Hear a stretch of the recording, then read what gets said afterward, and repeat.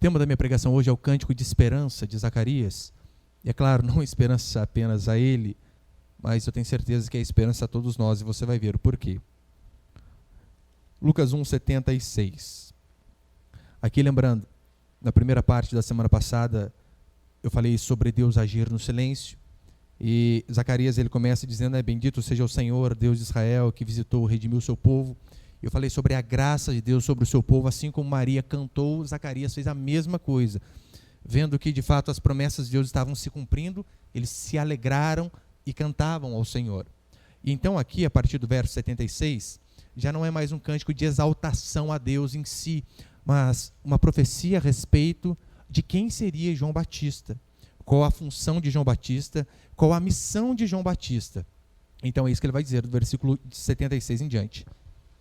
Tu, menino João Batista, tu, menino, serás chamado profeta do Altíssimo, porque precederás o Senhor preparando-lhe os caminhos, para dar ao seu povo conhecimento da salvação, no redimi-lo dos seus pecados, graças à entranhável misericórdia de nosso Deus, pelo qual nos visitará o sol nascente das alturas, para alumiar os que jazem nas trevas e na sombra da morte, e dirigir os nossos pés pelo caminho da paz. O menino crescia e se fortalecia em espírito, e viveu nos desertos até o dia em que havia de se manifestar a Israel. Olha que interessante esse começo. Tu, menino, serás chamado profeta do Altíssimo. A última semana, eu disse que, mesmo quando nós vemos um aparente silêncio de Deus, Deus continua agindo. Era exatamente o que tinha acontecido aqui, antes de Deus enviar o anjo para dizer que Maria ficaria grávida. Houve um período de 430 anos, aproximadamente, onde Deus não falou absolutamente nada. Nada. Silêncio. E então, 430 anos depois, o Senhor vem e cumpre aquilo que ele tinha prometido desde Gênesis. Ou seja, 430 anos de silêncio, mas o Senhor estava preparando todo um cenário para que a promessa dele se cumprisse. E eu disse também que mesmo em um mundo injusto, como este ao qual nós vivemos, nós não devemos desistir. Nós não devemos ser desonestos porque todo mundo é desonesto. Nós não devemos fazer aquilo que é errado porque todo mundo faz. Não importa, ainda que este mundo não corrija as justiças que nós queríamos que ele corrigisse, o Senhor um dia sim corrigirá. Pode não ser neste mundo, mas no outro é certeza. Porque esse mundo, meu irmão, está fadado ao fracasso. Não espere este mundo ser reformado, ser a melhor coisa que pode existir. Não vai, a tendência é de mal a pior. É por este motivo que a Escritura diz que a nossa esperança em Cristo não deve estar apenas neste mundo. Podemos ter sim esperança aqui, devemos ter. Porque se não tivermos esperança, ora, não vivemos, não temos sonhos, não temos objetivos, não temos o porquê viver. Podemos ter objetivos assim neste mundo, mas que eles não sejam o centro da nossa vida. Que o centro da nossa vida seja sempre a outra vida. É por isso que nós devemos viver sim com o pé aqui neste mundo, mas com os olhos fitos no outro. Porque a nossa pátria é a celestial. No versículo 74, Zacarias, ele nos lembra de sermos gratos a Deus. E ele diz que a nossa gratidão não deve ser algo apenas interno, mas devemos externar com os lábios, com atitudes, com a nossa própria vida, o quão gratos nós somos ao Senhor. Mas depois ele ainda diz, a forma de nós mostrarmos que sim somos gratos a Deus é quando nós andamos em santidade e justiça. E ele diz, diante do Senhor, todos os dias. Ou seja, diante do Senhor, o Senhor está em todo lugar. Não há um lugar na face deste mundo, não há um lugar em qualquer território deste planeta que o Senhor não esteja. Portanto, nós devemos andar de forma santa e justa em todo e qualquer lugar. No trabalho onde talvez ninguém te veja, numa rua deserta, quando todos dormem e você está com o celular sozinho diante da internet, onde você pode ver o que quiser. Diante destes cenários, o que a Escritura diz é, sejam santos, santos e justos todos os dias. E é claro, devemos viver de uma forma que glorifica ao Senhor. E como que nós fazemos? Eu sei que às vezes tem um entendimento errado que as pessoas acham que quem que glorifica a Deus? É o pastor que vive de forma integral do ministério. Que lê a Bíblia todo dia, que ora todo dia, que socorre os irmãos todo dia. Isso glorifica a Deus? Claro que sim. Mas não é só isso. A nossa vida independentemente da profissão que você tenha, o que a Escritura diz é que ela deve glorificar o Senhor. Não importa aquilo que você faça. Martim Lutero, quando as pessoas se convertiam e chegavam diante dele e diziam assim, olha, o que eu devo fazer? Talvez elas imaginavam ouvir o seguinte, olha, já que você converteu, largue o seu serviço e faça o quê? Viva só para Deus. Ore cedo, à tarde, à noite, jejue 2, 3 dias por semana. Não, Lutero não diz isto. Sabe o que ele fala? Qual a sua profissão? Uma vez ele disse que chega um sapateiro diante dele e o sapateiro convertido diz, o que eu devo fazer? Ele diz, o que você faz? Olha, eu faço sapatos. Volte para sua casa e não se preocupe em fazer cruzes em sapatos, mas faça os melhores sapatos que você puder. Você é pintor? Você não precisa terminar a sua obra e assinar o Salmo 23 ou escrever Jesus é o meu Senhor. Não, você precisa pintar da melhor maneira possível. Você é um eletricista? Trabalhe de todo o seu coração. Você é mãe? Exerça a sua missão de todo o seu coração, mesmo que seus filhos não reconheçam. Esta é a forma que nós temos de glorificar o Senhor. Seja dona de casa, o pedreiro, o vendedor, o médico, o dentista, não importa. Nós glorificamos ao Senhor quando nós fazemos tudo o que nós temos que fazer para a sua glória da melhor maneira possível. Porque, convenhamos, é terrível quando nós ouvimos testemunhos de que, olha, o fulano lá da igreja, o fulano crente, nossa, é um péssimo trabalhador, preguiçoso, enrola demais. É triste de ouvir essas coisas, porque o que a palavra de Deus diz é que devemos sim glorificar ao Senhor em tudo aquilo que nós fazemos. E ele diz, olha, injustiça. Como que nós andamos de forma justa? Uma das formas é não prejudicando o próximo, não prejudicando o nosso semelhante, sem guardar rancor, sem guardar mágoas, sem prejudicar o próximo. A Escritura diz que não há problema nenhum em enriquecer de forma lícita. O que a Bíblia condena é o desejo pela riqueza. Mas o Senhor faz pessoas assim. E se Ele fizer, que não seja às custas de subirmos nas costas dos outros, explorando as outras pessoas. Desta forma, jamais. Prefira, de fato, às vezes, R$100 ganhos de uma forma honesta do que as riquezas da desonestidade. É isso que nós devemos procurar a cada dia, sermos honestos em tudo aquilo que fizermos. Em Tiago, capítulo 5, Tiago vai dizer assim, olha, as vossas riquezas estão corruptas. Por quê? Olha, porque as vossas roupagens, a comida e a traça têm corroído. Ele diz, o problema não é o dinheiro que você tem. O dinheiro em si não é bom nem é mau, depende da maneira qual usamos. O problema é a forma como que às vezes nós ganhamos isso daí. Então ele diz, tudo, ainda que você ganhe pouco, mas prefira ganhar o pouco de uma forma honesta do que ter rios de dinheiro de uma forma desonesta. E com base aqui, nesses versículos do 76 em diante, eu quero passar 2 princípios esta noite. Põe o primeiro ali, por favor, Vinícius. Versículo 76. O primeiro princípio é o caminho da salvação. Porque é isso que vai dizer a Escritura aqui. Tu, menino, serás chamado de profeta do Altíssimo, porque precederás o Senhor preparando-lhe os caminhos. A ilustração aqui é basicamente a seguinte. João Batista ele trabalha na área de pavimentação das cidades. E ele precisa pavimentar a rua para que o Senhor passe. Isto é preparar o caminho, para que o Senhor venha e faça aquilo que tem que ser feito. Nós vemos o cumprimento dessa profecia em Mateus 11, em Lucas e em Marcos também, quando diz, olha, a respeito de João Batista, que ele viria para quê? Para preparar o caminho do Senhor. A questão que eu e você temos que pensar é a seguinte, devemos fazer 2 perguntas. Primeiro, João Batista ele veio preparar o caminho. Qual é o caminho, então, que nos salva? Se João Batista veio preparar o caminho, como dizem, existem vários caminhos que podem levar a Roma, mas e a salvação? Qual o caminho de fato leva a ela? Todos os caminhos podem levar a Roma, mas a salvação, a Escritura diz que é apenas um. E a segunda pergunta é, olha, os pregadores de hoje estão de fato mostrando o caminho correto em suas mensagens? É necessário saber qual o caminho e o principal. O GPS dos pregadores hoje está aferido de forma correta? Porque você sabe, um GPS aferido de uma forma errada, com um bug, com um vírus, alguma coisa, quantos relatos já vimos de pessoas que estavam passando por determinado lugar, o GPS jogou lá na favela, o que aconteceu? Acabou. Acabou.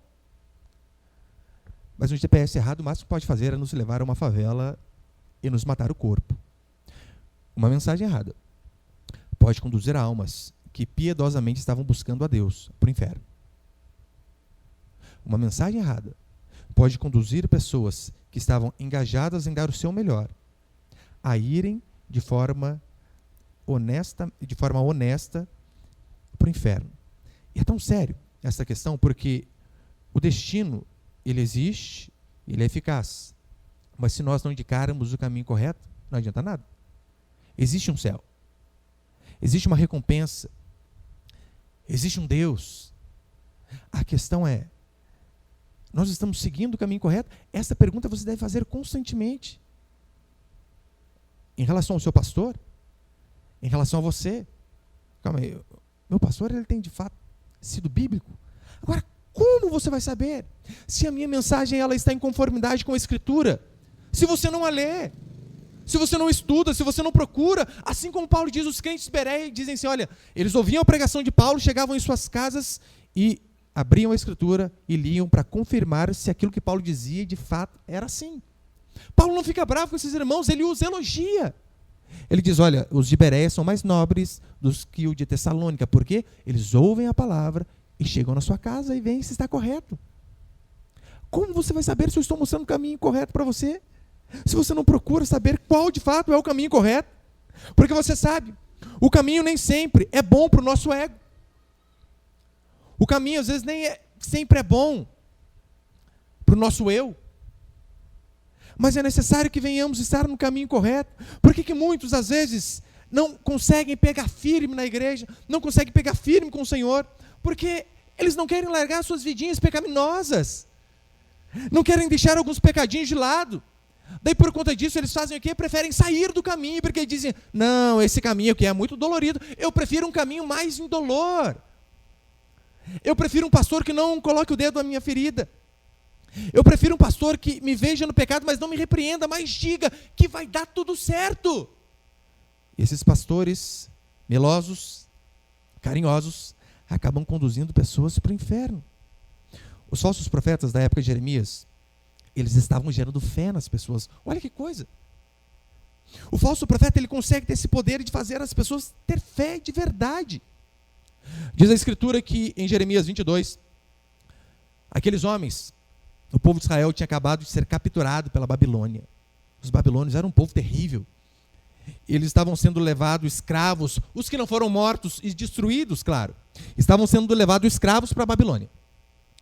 O templo, que era cheio de ouros e riquezas, tinha sido todo saqueado.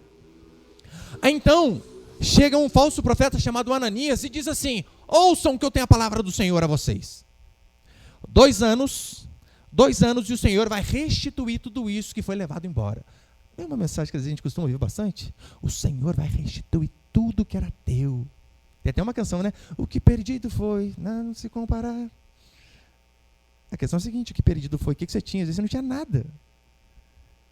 Então, esses homens, este falso profeta Ananias, ele diz, 2 anos e o Senhor vai restituir tudo, o ouro vai vir de volta, e essas pessoas virão de volta aqui para a terra de vocês. O povo faz o quê? O povo chora, aleluia! Isso que a gente queria. E o povo tem fé. Não, nós vamos. Então o falso profeta diz, olha, vocês ainda vão vencer a Babilônia. Você imagina você chegar em um exército totalmente medíocre, do Congo, do Quênia, do Haiti, sei lá, dizer, vocês vão lutar contra os Estados Unidos, contra Israel, e vocês os vencerão. Era isso que Ananias estava dizendo. E o povo, aleluia, vamos vencer. Aí então chegou o homem de Deus, Jeremias, e diz assim, para isso ser verdade que ele disse, tem que se cumprir. Mas eu vou além. Não vai voltar ninguém. Não vão ser 2 anos. Aqui eu estou falando da parte do Senhor. 70 anos. Para que vocês possam voltar. 70. Em outras palavras, Jeremias estava dizendo assim, toda essa geração vai morrer e não vai sair de volta à sua casa. Os seus filhos, sim, voltarão. Vocês, jamais. Mas eu coloquei ali Jeremias 28, 2. Olha a mensagem do falso profeta. O povo desesperado, a gente está sendo roubado, destruído, o inimigo nos pisando. O falso profeta chega com essa mensagem: quebrei o jugo do rei da Babilônia. Não é isso que a gente costuma ouvir? Eu decreto que o Senhor está quebrando essas correntes. É isso aí que Ananias estava dizendo. Dentro de 2 anos, eu tornarei a trazer a este lugar todos os utensílios da casa do Senhor. Por aí vai. E o povo adora esse pregador. Poderíamos traduzir Ananias por Dave Leonardo, Vitor Azevedo.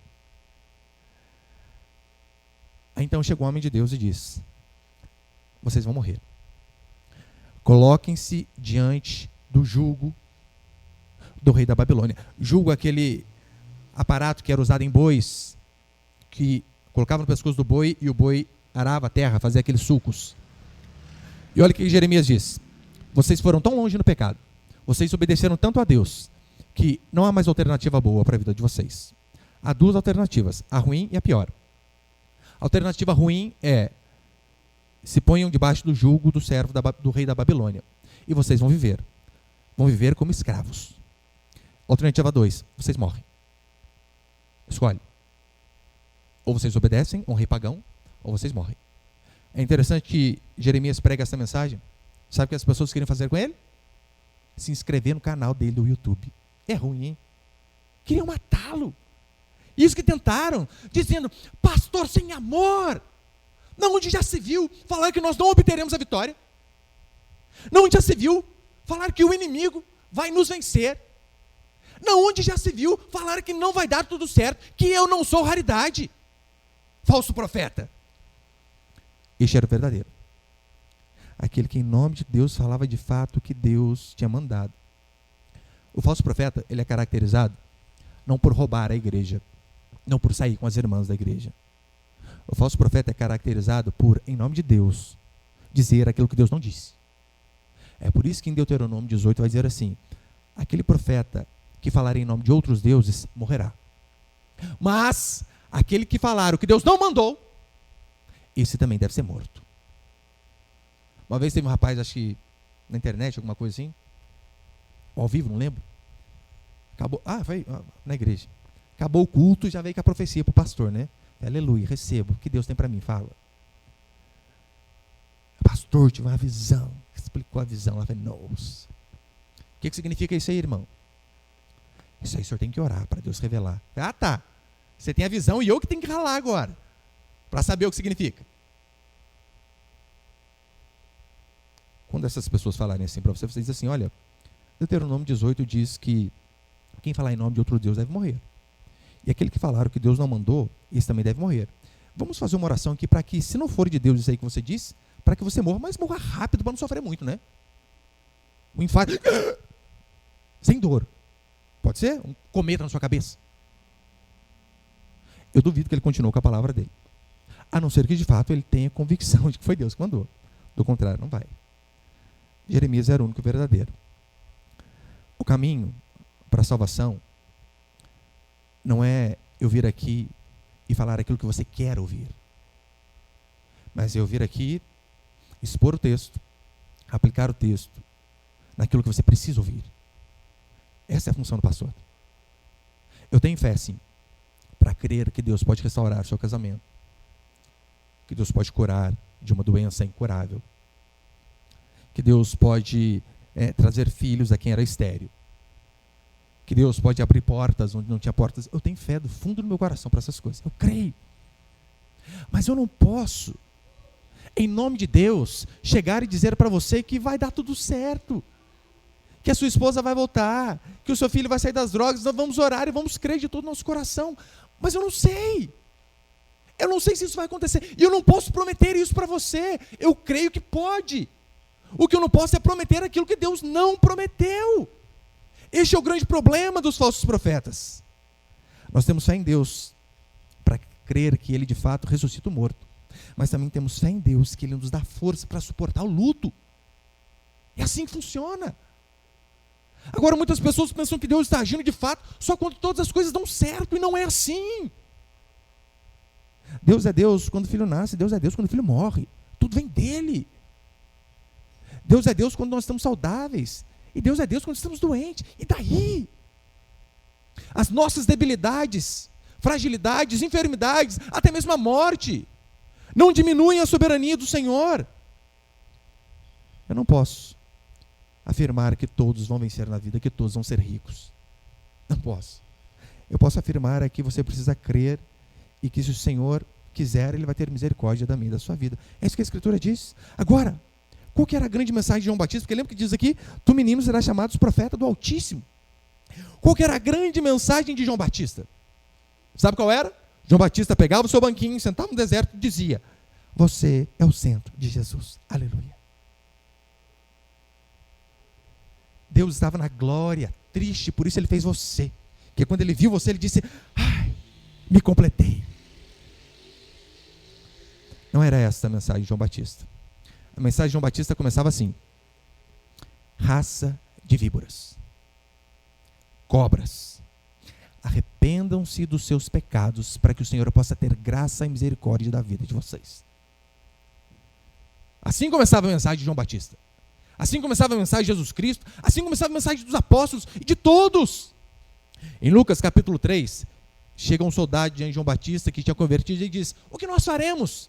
Olha o que João Batista diz para ele. Primeiro, contente-se com o seu soldo. Não maltrate ninguém, não dê falso testemunho. Seja honesto. Lembra quando ele chega diante de Herodes?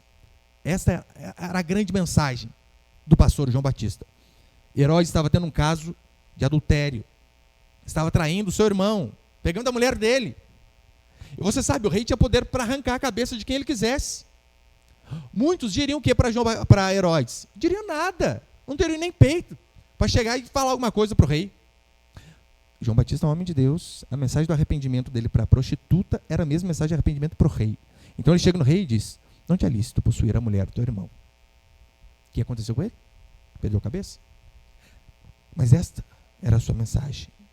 O rei Herodes teve a oportunidade de rasgar o seu coração em arrependimento diante da pregação de um homem de Deus genuíno. Ele preferiu rasgar a cabeça de João Batista do que rasgar o seu coração. Esse é o caminho para que uma igreja possa ser salva. Esta é a mensagem para que uma igreja possa ser salva, não há outra. Pregamos sobre casamento? Claro que pregamos. Sobre criação de filhos? Óbvio. Sobre finanças? Claro, a Escritura diz. Essas mensagens, elas são um complemento ao Evangelho. Mas o Evangelho é a mensagem do arrependimento. E foi isso que João Batista veio fazer. Ora, você precisa primeiro reconhecer que está perdido, para que então o Senhor possa te achar. Você primeiro precisa reconhecer o seu pecado, porque o maior bem que um pastor pode trazer para a igreja, sabe o que é? Não é ele fazer você se emocionar e chorar a cada culto, fazer você sair daqui se sentindo coisa mais rara do mundo, mas é ele trazer a mensagem do Evangelho que vai de encontro ao seu coração, para que o Espírito Santo possa o convencer do pecado, para que você venha se arrepender, então o Senhor venha ter misericórdia de você. É a pregação de fato das terríveis consequências do pecado. Essa era a mensagem de João Batista. Essa é a mensagem que todo pastor que se preze deve trazer, que você que é escravo do pecado, você precisa mudar, não há atalho. Você não adianta mudar de igreja, porque muitas pessoas, quando são confrontadas, o que elas dizem? O que elas fazem? Elas, em vez de mudarem de vida, mudam de igreja. Porque, não, essa igreja aqui não dá, o pastor é muito paulado na cabeça da gente, eu vou para outra, que é aquele pastor ali, mora aqui dentro. Aquele pastor é joia. Joia em que sentido? Ele viu fazendo as coisas erradas, não fala nada. O máximo que ele diz, olha, acerte sua vida, hein? Mas não fala onde você tem que acertar. Isso é o falso. O verdadeiro diz, glorifique ao Senhor em tudo que você fizer. Não falte aos cultos. Não atrase. Viva de uma forma que a sua vida seja a imagem de Deus. Que você viva para a glória dEle. Não seja escravo do pecado, da pornografia, nem de nada. É por isso que eu não vim aqui prometer o que Deus não prometeu. Eu simplesmente falar a mesma mensagem de João Batista, que ele disse a mesma coisa. Em Provérbios 27 vai dizer assim, leais são as feridas feitas pelo que ama, porém os beijos de quem odeia são enganosos. Olha que interessante. A ferida feita por aquele que ama, ela é muito melhor do que o beijo daqueles que traem. O beijo daqueles que são traiçoeiros. Portanto, antes das boas novas da salvação, é necessário darmos a conhecer que a pessoa está perdida. Porque quem que vai buscar, meu irmão, a Deus, a não ser aquele que primeiro reconhece que está perdido? É assim que devemos fazer. O conhecimento da salvação só vem após o conhecimento de culpa do pecado. É assim que funciona. A função de João Batista era preparar o caminho da salvação. E é assim a função de todos os pastores. E como que as pessoas são salvas se o evangelho não é pregado? Se toda vez você sai do culto se dizendo que você é a melhor pessoa do mundo, não adianta. É por isso que eu não me levanto todo dia e trabalho de forma dura para vir aqui para inflar o seu ego. Não vem fazer isso. Eu não venho aqui para levantar sua autoestima. Na verdade, quero que você dane sua autoestima. Eu quero que você se veja como pecadora, porque assim que você se ver assim, você pode buscar a Deus. Só busca o Senhor aquele que primeiro sabe que está doente. Portanto, perdoe. Perdoe aquilo que errou com você.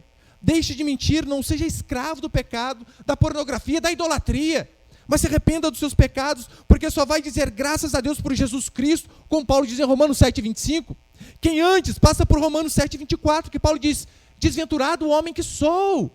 Só aquele que diz: eu sou uma desgraça, eu estou perdido. Somente esse pode dizer graças a Deus pelo Senhor Jesus Cristo. E o segundo, qual o método da salvação? Você sabe que o nosso pecado ele precisa ser redimido, ser perdoado. Todos nós, sem cometer nenhum ato de pecado, nascemos com uma dívida impagável, por conta de Adão, é o que diz a Escritura, por conta do pecado original.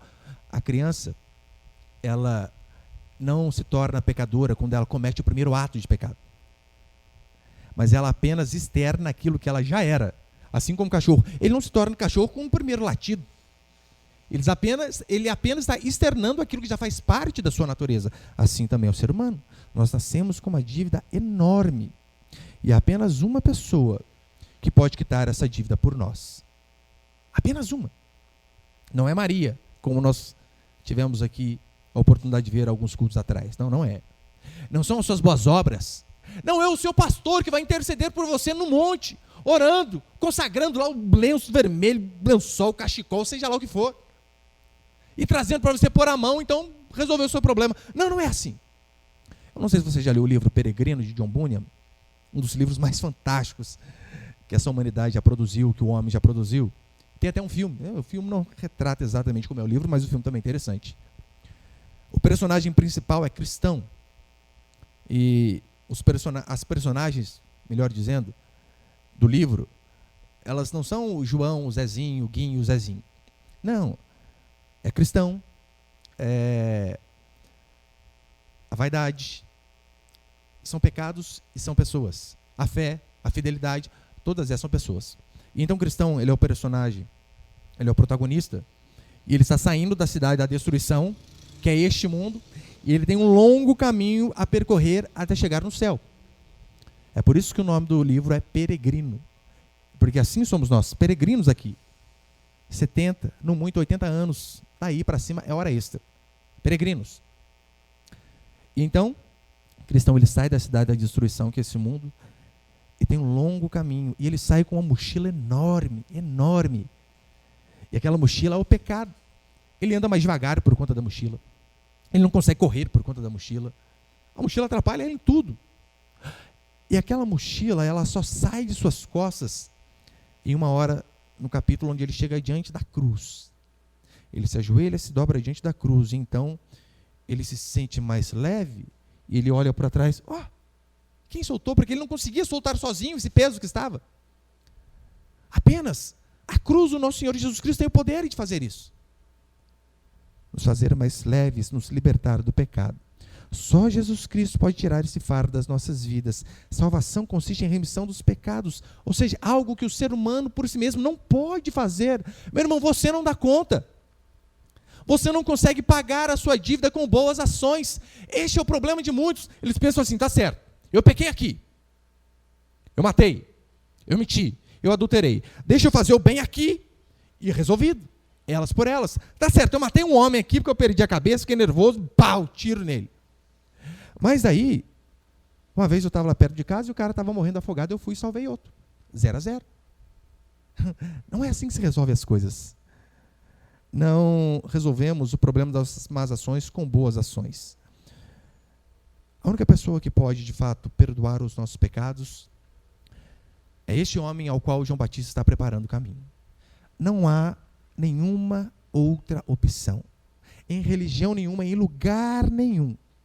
Isto aqui já anula toda a presunção de virtude e mérito, já refuta todos os que buscam barganhar com Deus, porque não é isso que muitos fazem. Eles querem barganhar com Deus. Eles dizem, Senhor, tá certo, não fui tão bonzinho assim para ganhar o presente no final do ano, mas comparado com a maioria, Senhor, graças te dou porque não sou como os demais. Não é assim às vezes que muitos de nós fazemos? Nós nos comparamos não com o nosso Deus, com o nosso Cristo, mas nós nos comparamos com o vizinho aqui, com o funkeiro, com o promíscuo, com o doido. Então, comparado com ele, nós olhamos para nós e dizemos, não sou tão mal. A salvação meritória é a perversão da graça de Deus. A salvação pelo próprio mérito é você perverter a graça de Deus. Tais homens são inimigos do Evangelho, porque eles se opõem à graça divina, tentam extingui-la. Meu irmão, nós entramos na igreja do Senhor pelo perdão dos nossos pecados. Nós nos mantemos e conseguiremos perseverar até o fim, sabe como? Da mesma forma, com os nossos pecados sendo perdoados constantemente. É por este motivo que a certeza da salvação é impossível para aqueles que creem no mérito humano. Aquele que de fato acredita no valor das suas obras diante de Deus, ele jamais vai poder dizer, eu tenho certeza da minha salvação. Por quê? Porque ele sabe que ele é pecador, então ele jamais vai poder dizer. De Abraão a Maria, de Pedro a Paulo, da prostituta ao ladrão na cruz, todos nós nos tornamos herdeiros do paraíso, em virtude de um princípio universal e que não admite exceção, o perdão dos pecados. No céu não vai ter pessoa boa, sabia? Então essa historinha, pastor, então os ruins vão para o inferno e os bonzinhos vão para o céu. No céu não vai ter bonzinho, isso que é o problema. No céu vai ter ruinzinho perdoado seus pecados. No céu vai ter pecador redimido, lavado pelo sangue do Cordeiro. No verso 78, já estou encerrando, acompanhe comigo. Para dar ao seu povo conhecimento da salvação, no redimi-los dos seus pecados, verso 78, graças à entranhável misericórdia de nosso Deus, pela qual nos visitará o sol nascente das alturas. Graças à entranhável misericórdia de Deus. Aqui, entranhável, não sei se a sua versão está também dessa forma. Entranhável vem de fato de entranha, né? Tripa. É que é uma forma mais bonita de se escrever, né?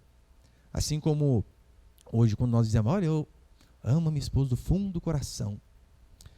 É uma forma nova de dizer que se ama. Porque, antigamente, as pessoas acreditavam que as emoções, elas não estavam no coração, mas sim nas entranhas, nas tripas.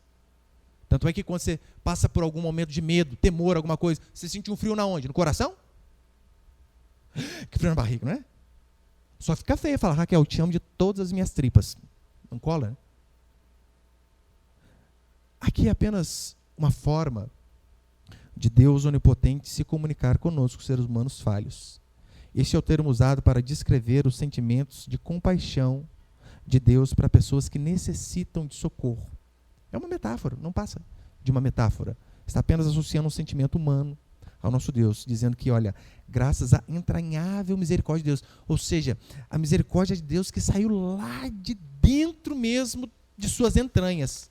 Graças a isto que nós somos salvos. É a forma do infinito se comunicar conosco. Depois ele termina dizendo no verso 78, pela qual nos visitará o sol nascente das alturas. Tem algumas versões que está aurora, que também é muito bom. Você sabe que o objetivo do sol é trazer luz. Trazer luz a quem? Ele vai explicar no verso 79. Para iluminar os que jazem nas trevas e na sombra da morte. Jesus, ele é o sol da justiça. Ele é o sol nascente das alturas. E o grande objetivo do sol é trazer luz aonde havia trevas. Esta é a frase que deriva de Isaías 9:2 e de Mateus 4. Mateus 4:15. Olha a profecia a respeito de Jesus. Terra de Zebulon, terra de Naftali, caminho do mar, além do Jordão, Galileia dos gentios. Lembrando, quem eram os gentios? Era o povo que não era povo de Deus.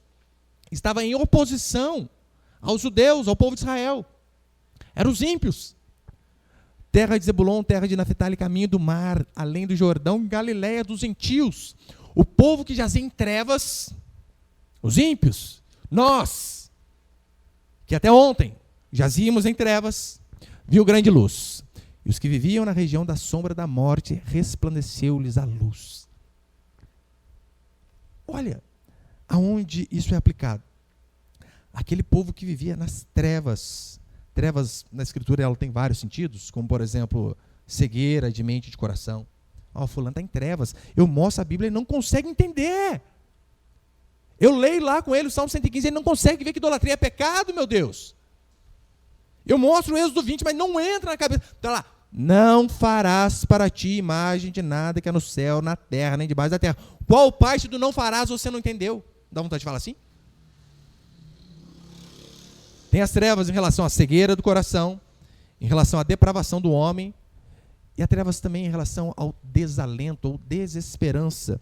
As três fazem sentido aqui, mas nós poderíamos, sem sombra de dúvida, enfatizar essa última aqui. Desalento, desesperança. O sol da justiça é aquele que vem trazer esperança aos que estavam desesperançados, aos que não tinham mais motivo de alegria em sua vida, aqueles que estavam destinados ao fracasso. O sol da justiça, o sol nascente das alturas, apenas Cristo Jesus pode trazer esperança. Aquele que estava frustrado, não é este o problema de muitos? Eles têm esperança, mas às vezes a esperança deles está no seu trabalho. E o dia que perde emprego, perde também as esperanças. A esperança às vezes está no marido, na esposa.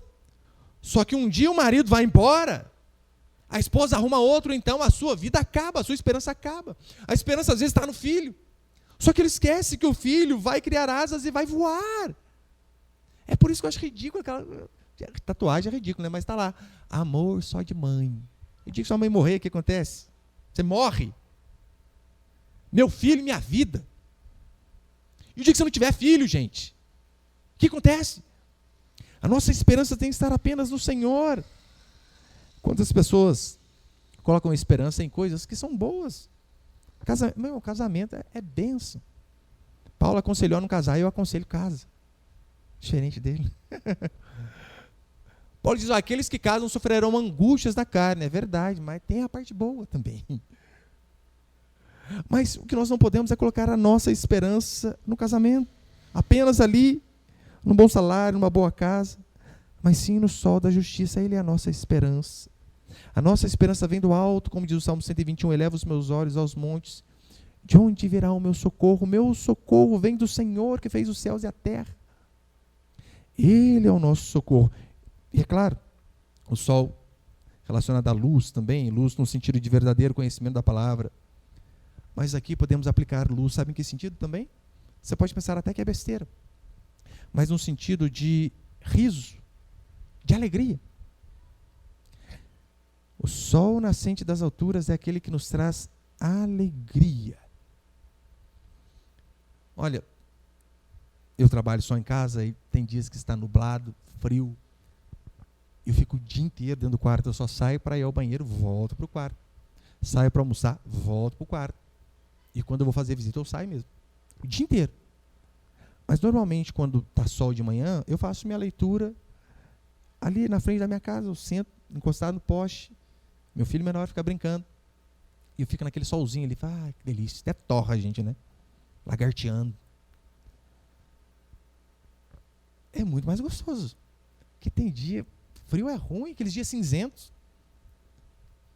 Viver em país da Europa deve ser bom demais. Deus nos dê a graça, pelo menos passear lá, né, um dia, quem sabe.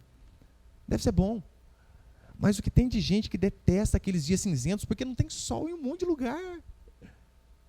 Agora, Jesus aqui, o sol nascente das alturas está associado àquilo que nos faz rir, que nos faz feliz, aquilo que nos dá alegria.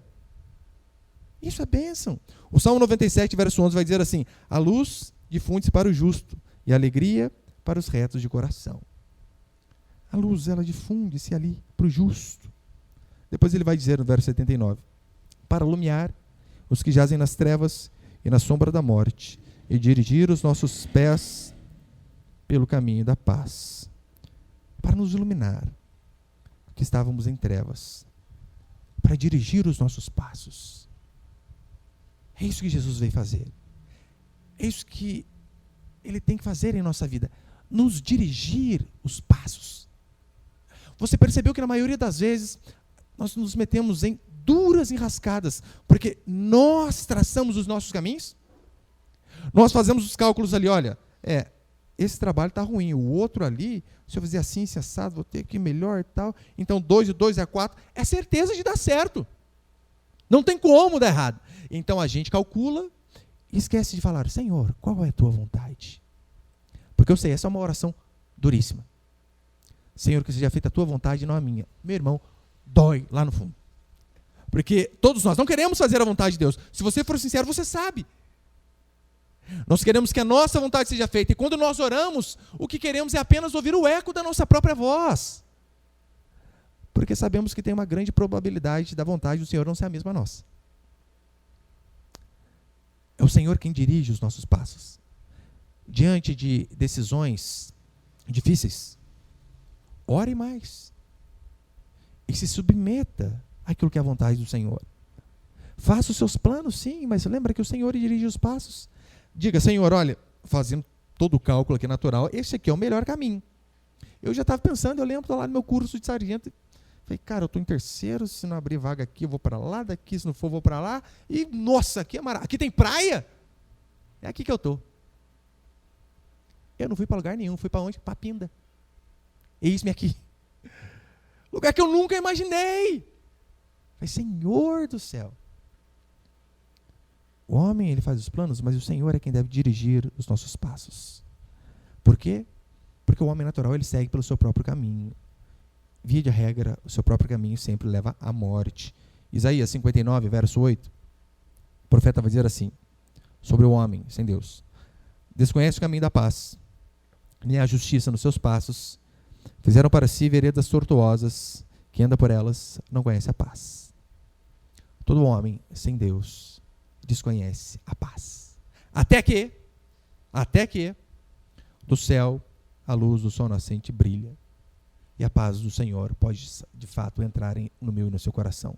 Do contrário, não há solução para nós. O homem não tem paz enquanto a misericórdia de Deus não o alcança. Isaías, no capítulo 48, ainda vai dizer: para os perversos, diz o meu Deus, não há paz. Ele não diz que para os perversos não há prazer, não há dinheiro, não há sucesso. Há essas coisas sim. Paz, jamais. Somente Cristo, somente nele nós somos libertos das trevas. E depois ele termina dizendo, né? Tu, meu filho, perdão, né? Só voltando aqui no começo para encerrar, tu, menino, serás chamado profeta do Altíssimo. Você imagina, Zacarias está com seu filho no colo, profetizando a respeito do seu próprio filho. Aqui o texto diz, tu, menino, serás chamado profeta do Altíssimo. Mas ele poderia muito bem dizer, né? Tu, meu filho. Era o filho dele. Eu creio que a mais nobre aspiração que os pais podem nutrir aos seus filhos é que eles sejam canais de bênção onde eles estiverem. Eu não estou dizendo ser pastor sempre, não. Se Deus fizer nossos filhos pastores, louvado seja Deus por isso. Estava esse dia conversando meio do meio, né? Estava lá na história com ele.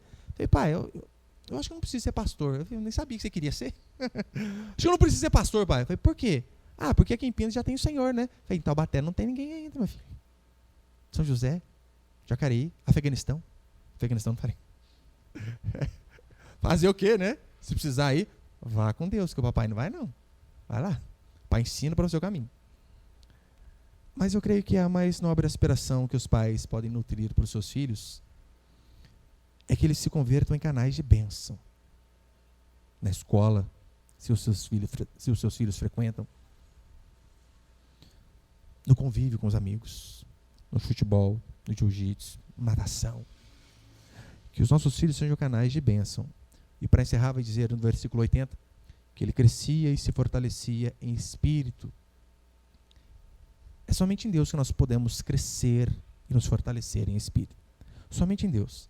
É interessante que o menino crescia e se fortalecia em espírito e viveu no deserto até o dia em que havia de se manifestar a Israel. Você lembra, João Batista ele tinha uma dieta bem peculiar? Vegano, pastor? Não. Gafanhoto e mel silvestre. Se vestia de pelo de camelo, era o homem das cavernas, literalmente. Mas você percebeu? Olha a profecia que tem sobre ele. Profeta do Altíssimo. Vai preparar o caminho do Senhor. Cara, e fica um tempão no deserto, hein? Às vezes eu leio isso aqui e falo, Senhor, puxa vida, tomara que seja eu, que o deserto meu tá. Deus do céu! Mas você percebeu que João Batista não estava lá murmurando? Quando Deus falou para ele, olha, agora vai lá e faça o que tem que fazer. Ele foi e fez. Anunciou o Evangelho, preparou o caminho da salvação. É no Senhor que nós somos fortalecidos. É nele que eu e você encontramos forças para os dias difíceis. O deserto na Bíblia, via de regra, está relacionado a momentos turbulentos, fases difíceis. Mas é interessante que o deserto também nos fortalece. Você pode testemunhar a respeito disso, sabe? Às vezes a gente está aqui, a nossa arrogância, nosso narizão está lá em cima, peito estufado, parece um pombo, mas aí Deus vem com aquela mãozinha leve, pá! Você tem a curva de humildade. Senhor, aleluia. Aleluia. Porque o deserto também é lugar de aprendizado. Lugar que nós possamos nos fortalecer. E que Deus nos dê a graça de fato de também sermos canais de bênção, assim como João Batista foi. De mostrarmos o caminho do Senhor. Porque infelizmente perdidos são muitos. Mas eu creio que aqui, através de nossas vidas, o Senhor pode achar instrumentos para que muitos e muitos também venham a conhecer o nosso Senhor e Salvador Jesus Cristo. Amém, meus irmãos?